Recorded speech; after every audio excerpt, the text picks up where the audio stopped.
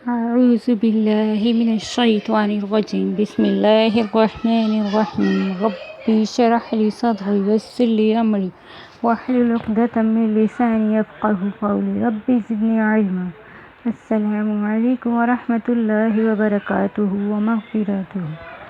میں امید کرتی ہوں آپ سب خیریت سے ہوں گی، زندگی سکون اطمینان اور ایمان بالخیر کے ساتھ گزر رہی ہوگی۔ سب سے پہلے اللہ تعالیٰ کا شکر ادا کرتی ہوں کہ مجھے اللہ نے اس کام کے لیے چنا کہ میں اسلامی تعلیم کو حاصل کر کے تعلیم کو عام کروں۔ آج میں جس بارے میں ویڈیو بنا رہی ہوں اس میں ہم قرآن مجید کا تعارف سیکھیں گے۔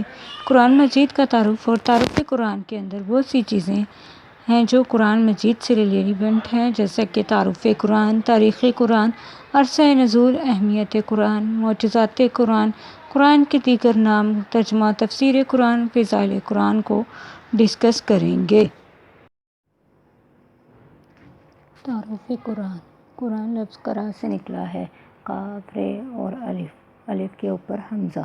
اس کے معنی ہے تلاوت کرنا یا پڑھنا۔ تو قرآن یعنی ایسی کتاب جس کی تلاوت کی جاتی ہے، ایسی کتاب جس کو پڑھا جاتا ہے، اور اصطلاحی معنی میں اگر ہم یہ کہیں کہ قرآن مجید ایسی کتاب کو کہا جاتا ہے جو دنیا میں سب سے زیادہ پڑھی جانے والی کتاب ہے تو یہ بھی غلط نہ ہوگا۔ قرآن مجید کو یہ شرف حاصل ہے کہ پوری دنیا میں جس کتاب کی تلاوت کی جاتی ہے اور جس کتاب کو سب سے زیادہ تعداد میں حفظ کیا جاتا ہے، اس کو قرآن مجید کہا جاتا ہے۔ قرآن مجید اللہ رب العزت کی طرف سے وہ پاکیزہ اور کتاب ہے، اس جیسی کتاب نہ اب سے پہلے کبھی نازل کی گئی ہے، نہ قرآن کے بعد نازل کی گئی۔ ایسی کتاب ہے جس کے بارے میں قرآن میں اللہ تعالیٰ نے سورہ بقرہ میں خود فرمایا، ذَلِكَ الْكِتَابُ لَا رَيْبَ فِيهِ هُدًى لِّلْمُتَّقِينَ، یعنی یہ وہ بلند مرتبہ کتاب جس کے مرتبے میں، شان میں، پاکیزگی میں، جس کے اندر موجود بیان میں یہ بلند مرتبہ ہدایت ہے پرہیزگاروں کے لیے۔ قرآن کریم سب لوگوں کے لیے نازل کی گئی ہے، ہم سب لوگوں کے لیے راہ ہدایت ہے۔ قرآن سے روشنی ہر شخص حاصل کر سکتا ہے۔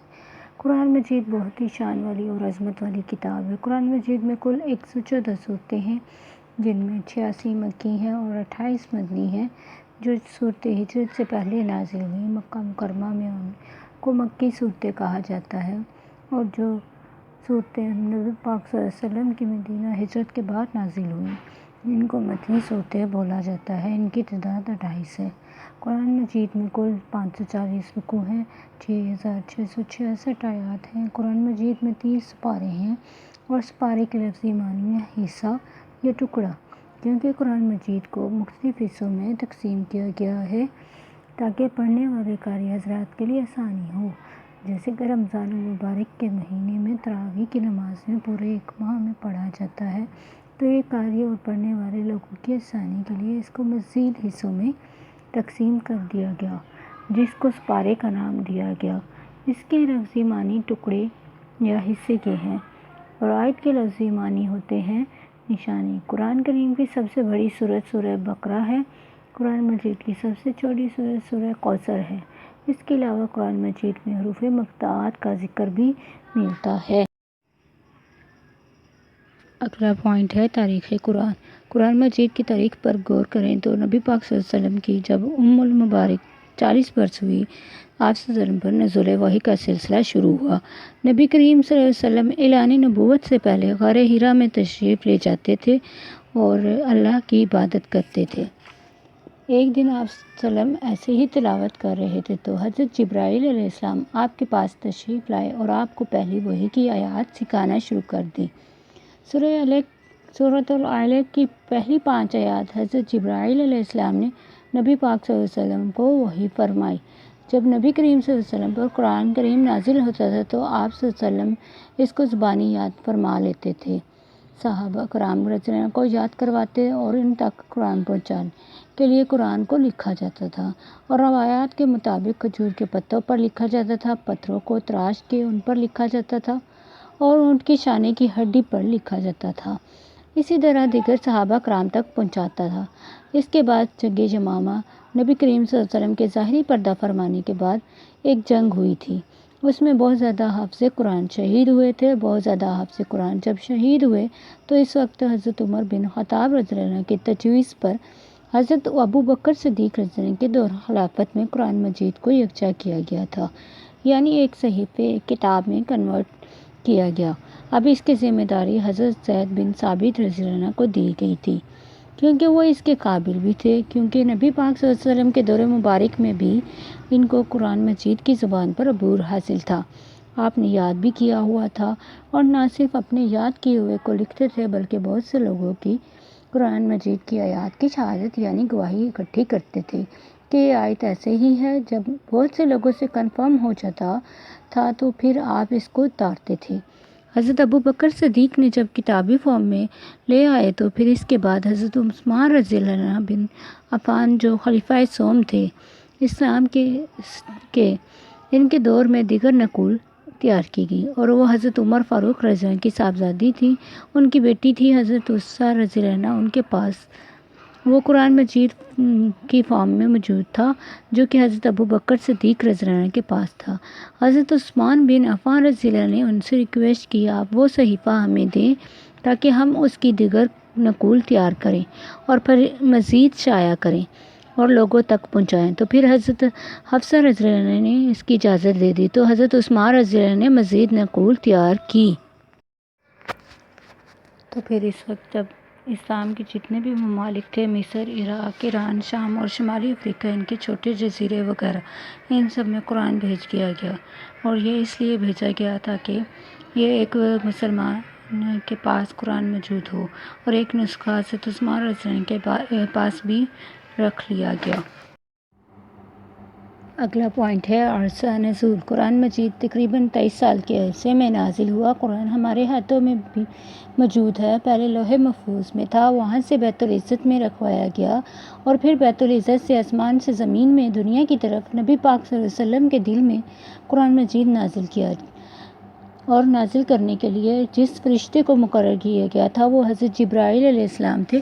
حضرت جبرائیل علیہ السلام اللہ کے حکم سے وحی لے کر آئے تھے، اور حضرت محمد صلی اللہ علیہ وسلم اس کو یاد کرتے اور باقی کے صحابہ بھی اس کو یاد کرتے تھے۔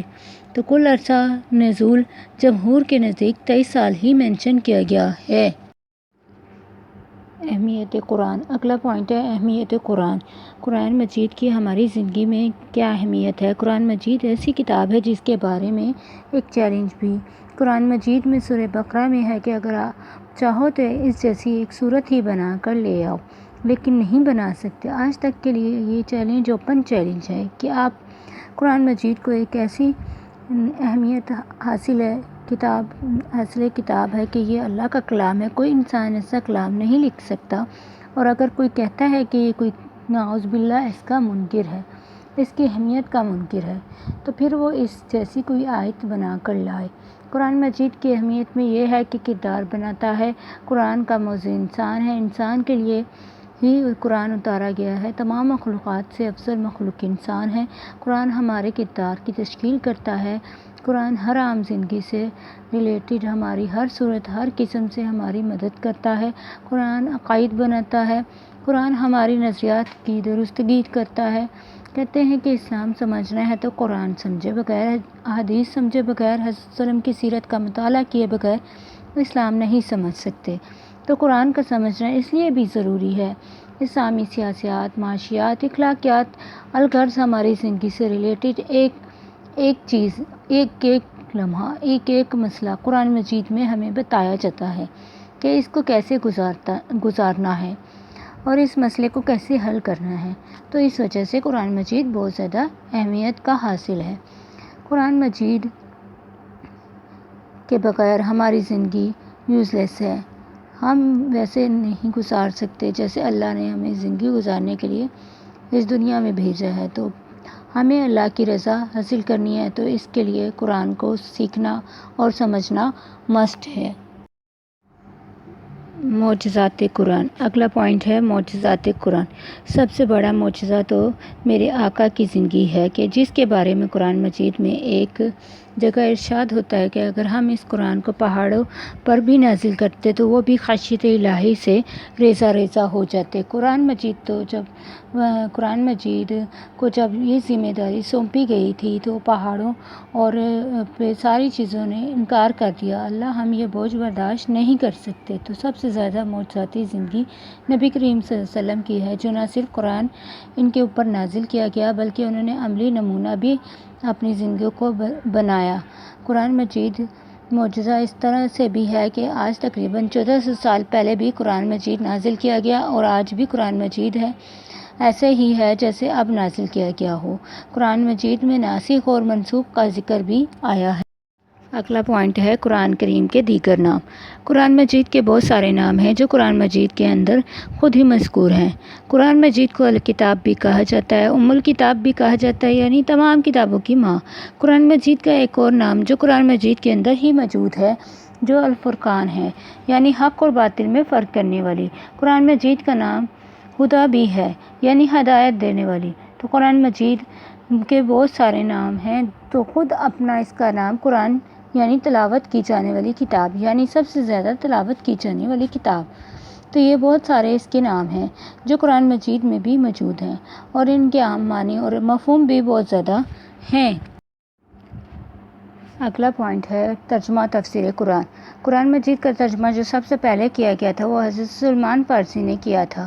حضرت سلمان فارسی نے سورہ فاتحہ کا ترجمہ کیا تھا اور اس سورت کا ترجمہ فارسی زبان میں کیا گیا تھا۔ پھر اس کے بعد بہت سی زبانوں میں ترجمہ کیا گیا۔ سب سے پہلے فارسی میں ترجمہ کیا گیا تھا، اس کے بعد اردو میں ترجمہ کیا گیا تھا۔ اگلا پوائنٹ ہے فضائل قرآن۔ قرآن مجید کے فضائل۔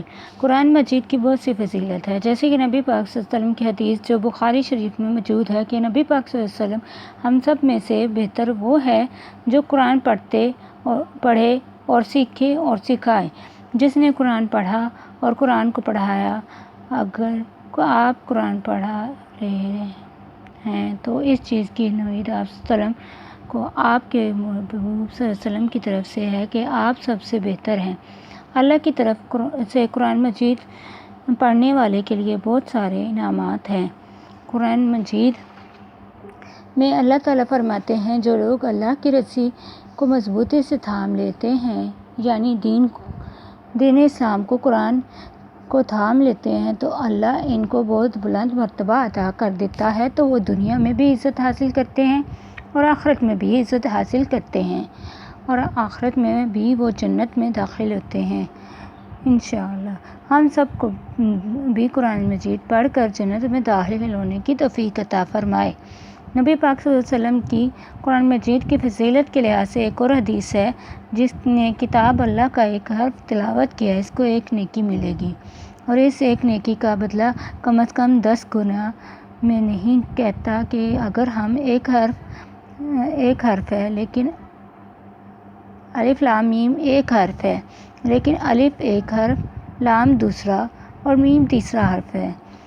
یہ ترمذی شریف کی حدیث ہے، یعنی حضرت صلی اللہ علیہ وسلم فرماتے ہیں کہ قرآن مجید کے ایک حرف پر 10 نیکیاں ملتی ہیں۔ تو اگر الف لام میم کی مثال دے کر انہوں نے کہا کہ یہ ایک لفظ نہیں بلکہ الف ایک، لام دوسرا اور میم تیسرا حرف ہے، یعنی ہم الف لام میم پڑھ کر 30 نیکیاں کما لیتے ہیں۔ اگر ہم اس کی اہمیت اور فضیلت کو پڑھتے ہیں تو ہمیں یہ بھی پتہ ہونا چاہیے کہ دل میں قرآن نہیں ہے وہ ویران گھر کی طرح ہے۔ جس کے دل میں قرآن نہیں وہ ویران گھر کی طرح ہے۔ استغفر اللہ۔ اللہ ہمارے دلوں کو آباد رکھے، اللہ ہمارے دلوں کو اپنی یاد میں بٹھا کر رکھے، اللہ تعالیٰ ہمارے دلوں کو اپنی یاد میں مصروف رکھے اور ہم اللہ کی یاد میں اس قدر مصروف رہیں کہ ہمیں دنیا کی غلاظت میں ڈھکنے کا موقع نہ ملے۔ دنیا سے بچتے رہنے کی توفیق مانگے اللہ تعالیٰ دنیا کی محبت ہمارے دل سے نکال دے، اللہ تعالیٰ آخرت کی فکر ہمارے دل میں ڈال دے۔ اللہ رب العزت سے دعا ہے کہ ہم سب کو بالفرین معنوں میں قرآن مجید کو سیکھنے سمجھنے والا بنا دے۔ آج ہمارا قرآن مجید کا لیکچر تھا۔ اللہ رب العزت سے دعا ہے کہ اس میں نہ جانے میں کوئی غلطی کوتاہی ہوئی ہے تو اللہ مجھے معاف فرمائے اور ہم سب کو صحیح معنوں میں دین اسلام کو، قرآن کو سیکھنے اور سمجھنے کی توفیق دے۔ مجھے بھی دعا میں ضرور یاد رکھیے گا اور میرے چینل کو لائک، سبسکرائب اور شیئر ضرور کر دیجیے گا اور دعا میں یاد رکھیے گا۔ تب تک کے لیے السلام علیکم ورحمۃ اللہ وبرکاتہ۔